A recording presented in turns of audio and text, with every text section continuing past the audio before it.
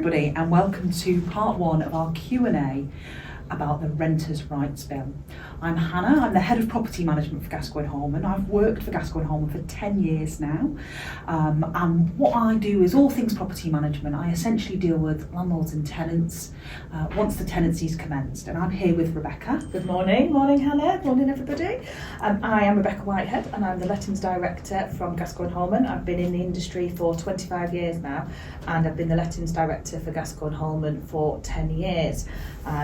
So this morning we're hoping to answer some of your pre-asked questions.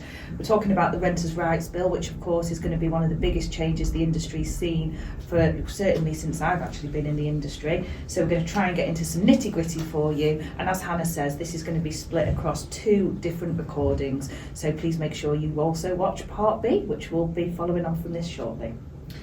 Okay. Are you ready for your questions? I'm not sure, but let's go. So the most common question we've had is, when will the legislation come into effect? Okay, so one thing I'll just tell you about the legislation is it's actually not in its final form yet. So something that we need to bear in mind with all of my answers to these questions is they are subject to slight change. So the bill at present has gone all the way through the House of Commons, and it's at a stage called the committee stage. And what that means is that there could be some changes. It's unlikely there's going to be any fundamental changes. What will happen then is it will come back down and it will go all the way through the House of Lords, and then it will get what's called royal assent.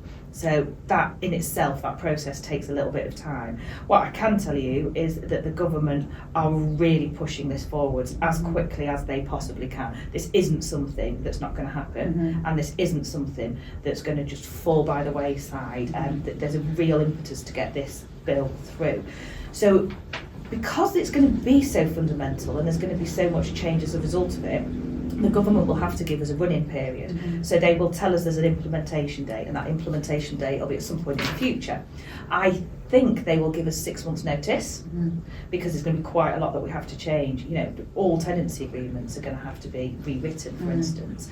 I think the earliest we're going to get the draft legislation is April, which would mean I think the earliest it will come into place is October. But that's just my best guess. Okay.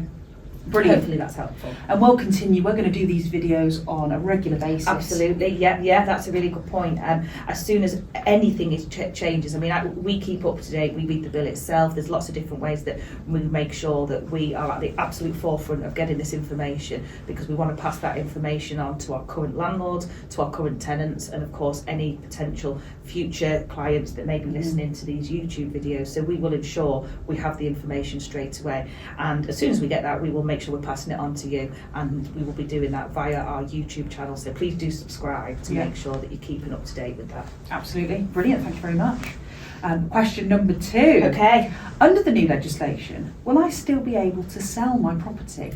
Yes, absolutely you will. This is something that I think is really concerning people. Yeah. You absolutely will still be able to sell your property. So what you would do in that case, it would be a slightly different notice you'd serve. So you will be serving what's called a Section 8 notice. Now in the industry, as agents, we're completely used to this being the way that we currently regain possession. Yeah. There is the other way, which is the Section 21, that's been abolished.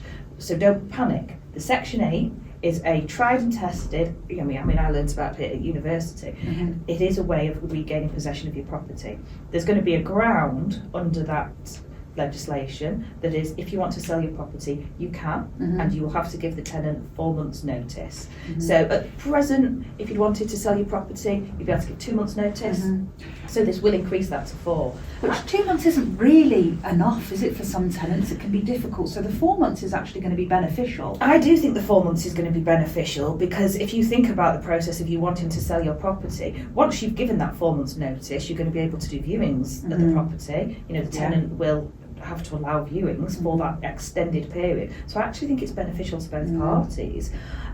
So yeah, absolutely, you'll still be able to regain possession for the reason of selling via a Section 8. Brilliant, that's been a really common question, so I think some people are going to be feeling very reassured. There is one thing actually just to bear in mind. If you are in the first 12 months of a tenancy, you cannot use that ground. But if you think of that compared to the world that we're currently in, you would let a property out, you'd rent it out for a 12-month fixed term, you wouldn't be able to do that anyway. Yes. So that's not a negative. Yes, yeah, absolutely. Okay, brilliant. Thank you, Rebecca. No problem. The next question, if all tenancies are going to be periodic, Mm-hmm. what will happen to my tenancy if it is in the middle of a fixed term? Maybe for everybody, we should just explain what we mean by periodic as well. Absolutely. So at present, 99% of the tenancy agreements in this country are what's called an assured short-hold tenancy. An assured short-hold tenancy is something that is created with a start date and end date. It's created for a fixed term.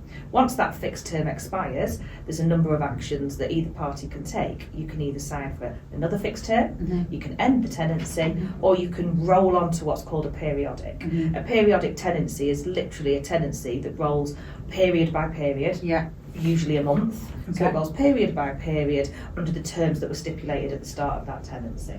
Okay. Now, what the new legislation is going to do is it's going to say from the date that this legislation is implemented, every tenancy, albeit new or existing tenancies, will become periodic. So if you had signed a 12-month fixed term the day before, it won't be a fixed term. It will become immediately periodic. But if you don't forget what I said in my first question, we're going to get this 6-month running period, hopefully 6 months, which will mean you wouldn't do that. You know, you're not going to sign that fixed term the day before. You're going to have had this notice period. So that shouldn't be something that you're too worried about. Brilliant. Once you are in that periodic situation, as a landlord, the way that you are going to be able to regain possession of your property is by serving a Section 8. As a tenant, you're going to be in a position where you will need to serve 2 months' notice to end that tenancy whenever you wish, in line with the tenancy dates. Brilliant. That sort of brings me to our next question, and our final question for this part of our video. What is the last day I can serve a Section 21 notice? Yes, so some people will then definitely have this in mind, you know, if there's a reason that they want to serve Section 21, and there may be some valid reasons. What hasn't been made clear yet is if a Section 21 notice has been served prior to the implementation date, will it still be valid after the implementation date?